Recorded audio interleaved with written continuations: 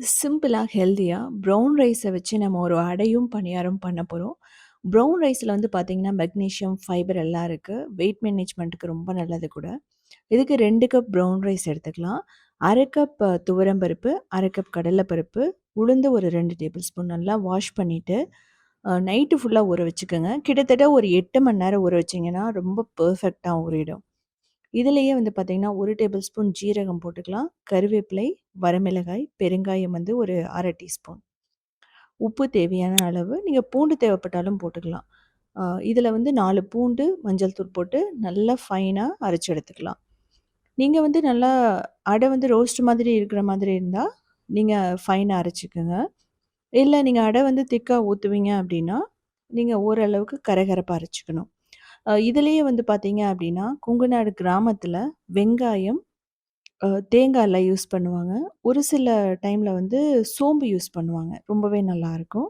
So அந்த மாதிரியும் try பண்ணி பாருங்க. ஸோ நல்லா அரைச்சுட்டோம். இது வந்து புளிக்க வைக்கணும்னு அவசியம் இல்ல.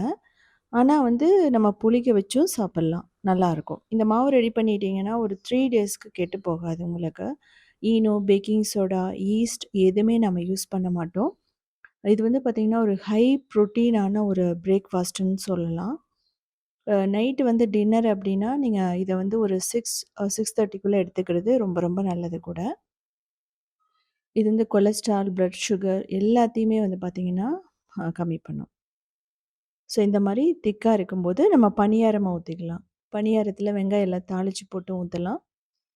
இல்ல கேரட், பீட்ரூட் கூட நீங்க துருவி போட்டு ஊத்தலாம். நான் வந்து பிளைனா ஊத்துறேன். ஏன்னா இதே வந்து ஃப்ளேவர் அதிகமா இருக்கும். அதனால ஒரே 1 டீஸ்பூன் ஆயில் தான் இது எல்லா பணியாரத்துக்கும். நீங்க வேணும்னா, குழந்தைகளுக்கு குடுக்கணும்னா, நெய்யில வந்து பண்ணலாம். தேங்காய் எண்ணெயில வந்து பணியாரம் பண்ணா ரொம்பவே நல்லாயிருக்கும். இத மூடி வச்சு 3 நிமிஷம். ஸோ 2 பக்க சைடுமே நல்லா ப்ரௌனா வேகணும். அப்பதான் வந்து பார்த்தீங்கன்னா, அ உள்ள இருக்கிறதெல்லாம் நல்லா குக் ஆகும் உங்களுக்கு. ஸோ திருப்பி போட்டு நல்லா ப்ரௌன் ஆக வரைக்கும் நீங்க குக் பண்ணி எடுக்கணும். ஸோ ஃபைனலா வந்து பார்த்தீங்கன்னா, நம்ம அடை தோசைன்னு சொல்லுவோம் இதைய. ஃபைனா அரைச்சதுனால நல்ல ஒரு பேப்பர் ரோஸ்ட் மாதிரி வரும். இல்ல உருளைக்கிழங்கு மசாலா, பன்னீர், மசாலா தோசை எது வேணாலும் நீங்க வச்சு சாப்பிடலாம். ரொம்ப சூப்பரா இருக்கும். 2 பக்க சைடும் நல்லா வந்து கிரிஸ்பியா வர வரைக்கும் நீங்க குக் பண்ணி எடுக்கலாம். ஸோ இதே மாரி சிம்பிளான, யூனிக்கான ரெசிபீஸ் வேணும்னா, நீங்க கிரியேட்டிவ் வேர்ல்ட ஃபாலோ பண்ணலாம். சவுத் இண்டியன் ஃபுட் ஸ்டார்ட்ங்கிற வெப்சைட்ட 19 இயர்ஸா ரன் பண்றோம். அதுலயுமே 8000 ரெசிபீஸ் இருக்கு. இதுக்கு வந்து வெல்லம் வச்சுக்கலாம். தேங்காய் சட்னி, அவியல் எல்லாமே ரொம்ப சூப்பரா மேட்ச் ஆகும். எந்த அளவுக்கு மொறுமொறுன்னு இருக்கு பாருங்க.